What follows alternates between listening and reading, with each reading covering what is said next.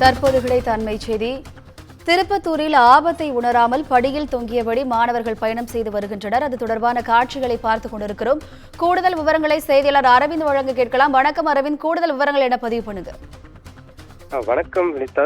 திருப்பத்தூர் மாவட்டம் திருப்பத்தூர் பேருந்து நிலையத்திலிருந்து தினம்தோறும் கந்திலி, நாற்றம்பள்ளி, சிங்காரப்பேட்டை உள்ளிட்ட பகுதிகளுக்கு அரசு பேருந்து 10க்கும் மேற்பட்ட அரசு பேருந்து காலை மாலை ஆகிய இரு வேளைகளில் சென்று வருகின்றனர்.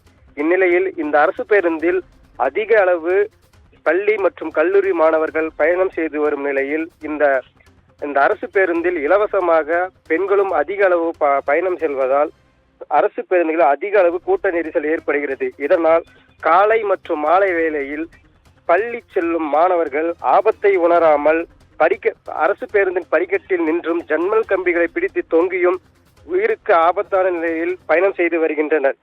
மேலும் போக்குவரத்து துறை அதிகாரிகள் இது குறித்து உரிய காலை மற்றும் மாலை இரு வேளைகளில் அரசு பேருந்துகளை கூடுதலாக இயக்க வேண்டும் என சமூக ஆர்வலர்கள் கோரிக்கை விடுத்துள்ளனர். வினிதா, கூடுதல் விவரங்களுக்கு நன்றி அரவிந்தன்.